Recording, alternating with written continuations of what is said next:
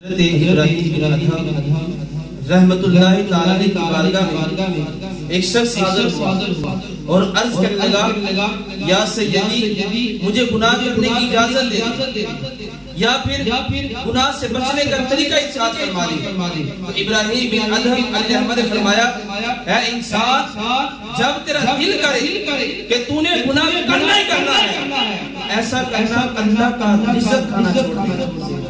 اس نے کہا حضرت یہ کیسے ہو سکتا ہے؟ میں جو بھی کھاؤں گا میں جو بھی پیوں گا وہ سارا رب کا ہے۔ آپ نے فرمایا جس کا کھاتے ہو اسی کی نافرمانی کرتے ہو۔ سبحان اللہ۔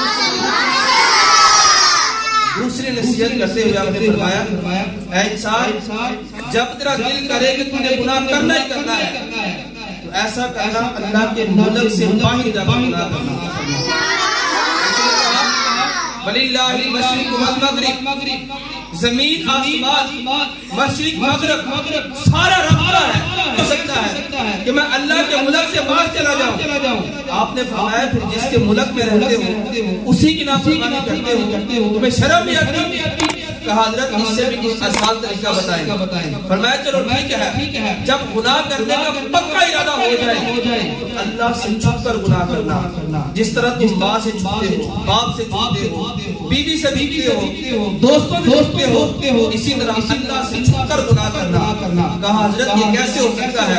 ان اللہ علیم بذات الصدور اللہ تو دلوں کے حالات بھی جانتا ہے، میں اللہ سے کیسے چھپ سکتا ہوں؟ فرمایا پھر شرم نہیں آتی؟ اللہ تمہیں دیکھ رہا ہے تم گناہ کر رہے ہو۔ کہا حضرت اس کے علاوہ حل بتائیں۔ فرمایا چلو جب ملک الموت روح قبض کرنے آئے ملک الموت کو کہہ دینا مجھے تھوڑا ٹائم دے تاکہ میں کلمہ پڑھ لوں، تاکہ میں توبہ کر لوں، تاکہ میں استغفار کر لوں، تاکہ میں چند آنسو بہا لوں۔ اس نے عرض کی حضرت یہ کیسے ہو سکتا ہے؟ موت کا وقت مقرر ہے، مجھے ایک سیکنڈ بھی زیادہ نہیں ملے گا۔ فرمایا جب تجھے پتا ہے کہ تجھے ایک لمحہ بھی زیادہ نہیں ملے گا پھر تو اللہ کی بارگاہ میں توبہ کیوں نہیں کرتا؟ اس نے فرمایا حضرت اس کے علاوہ کوئی حل فرمائیں۔ تو آپ نے فرمایا پھر ایسا کرنا جب تیرے بارے میں جہنم کا حکم ہو جائے اللہ کو کہہ دینا یا اللہ میں نے جہنم میں نہیں جانا۔ تو کہا یہ کیسے ہو سکتا ہے؟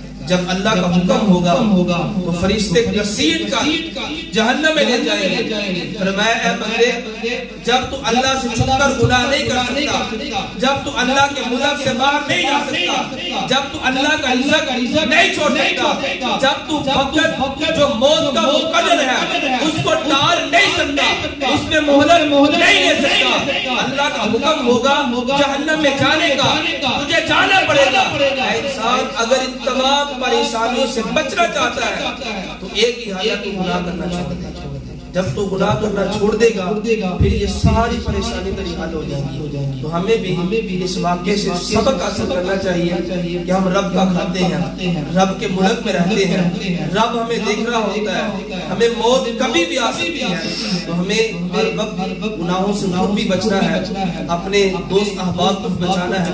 اللہ تعالیٰ کی بارگاہ میں دعا ہے کہ اللہ رب العزت ہم سب کو گناہوں سے بچ کر نیکیوں والی لمبی زندگی عطا فرمائے۔